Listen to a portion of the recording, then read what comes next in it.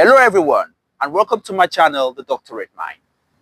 Today, we shall be seeing the part 2 of the discussion I had with Attorney Edan. So stay tuned and enjoy the discussion. Ciao, ciao. See you soon.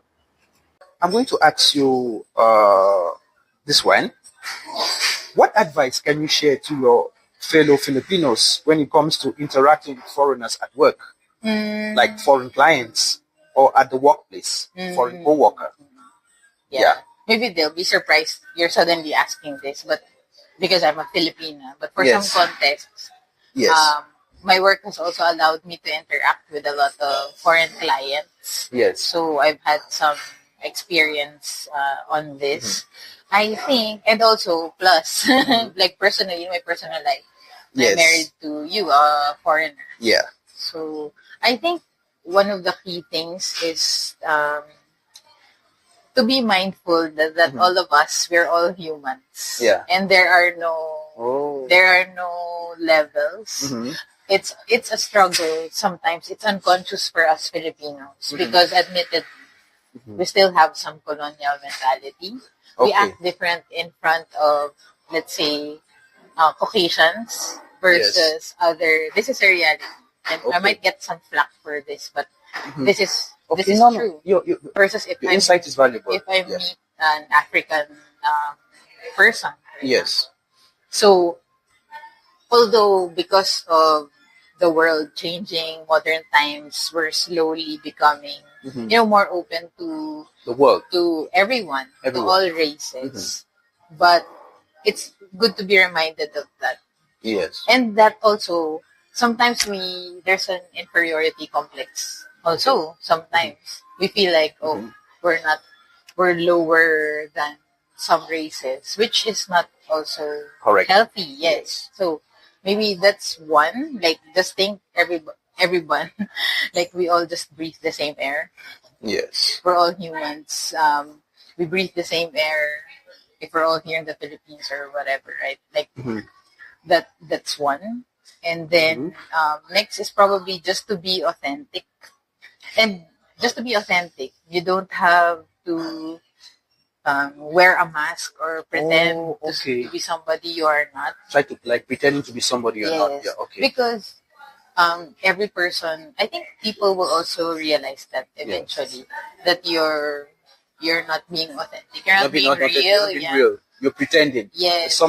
There's something off, weird, right? Or awkward. About you. Yeah. So yeah, I think what really works for like interactions is just to be your authentic self. Yes. Which is actually difficult, very hard. Yes. Because it also means you also need to get to know yourself. Know yourself. Yes. Okay. So that's another one.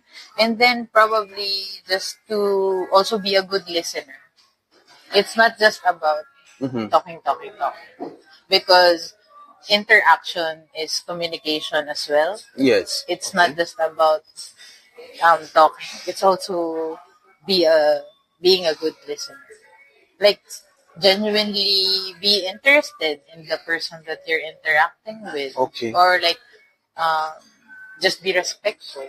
Just extend like courtesy, and then also be a good listener. If they communicate with you, see how this person interacts. With you.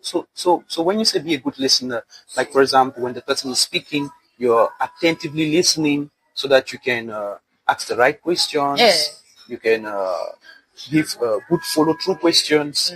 Oh, okay. So I understand now what you mean. All right. That's very kind of you. All right. So we're laughing a lot. Yeah. It's so awkward. All right. So before I close this short discussion, I would like to ask a last question, if you don't mind. And this question would be, can you give some short advice on workers' rights? Like, do you have any short advice you may want to share on workers' rights? Okay. Yeah. So, here in the Philippines, we do have, let's say, the labor code. Yes. And you have the Department of Labor and Employment, which Yes. is the relevant government agency for Relevant, workers' welfares. Yes.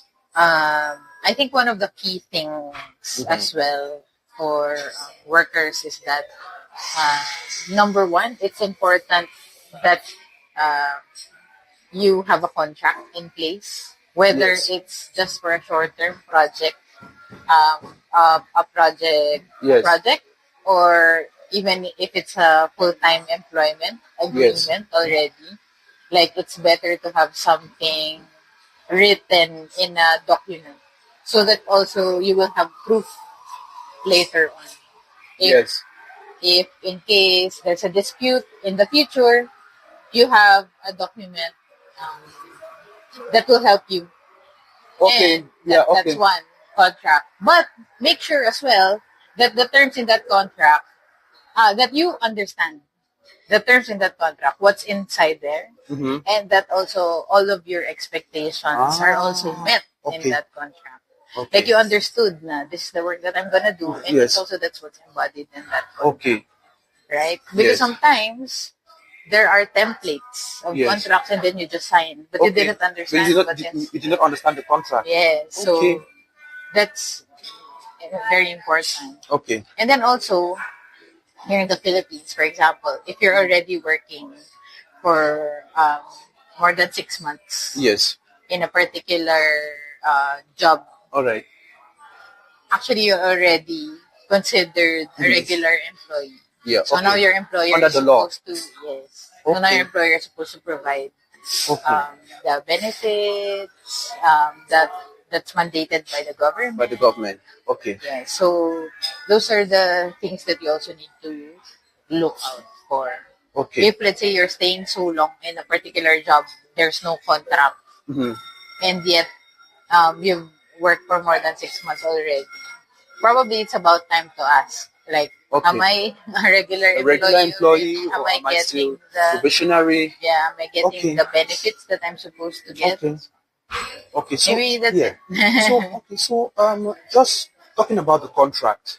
Are you saying we should, like, reading between the lines whenever we're given a contract? We should read in between the lines, make sure we understand the terms, and if we don't understand the terms, we should have the courage to ask the employer Exactly. what the various terms means. Yes. Okay. Yes. Now I get it.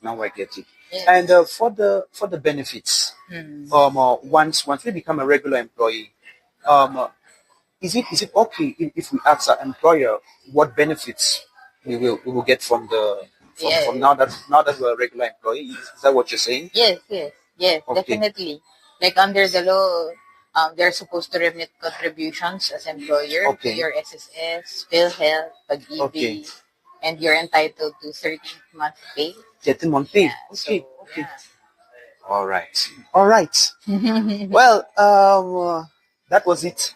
And I want to thank you for the answers you gave to these questions. I'm sure it's going to benefit a lot, the audience. And that's basically it. Thanks everyone once more. And this was Dr. Red Mike. See you next time. Bye.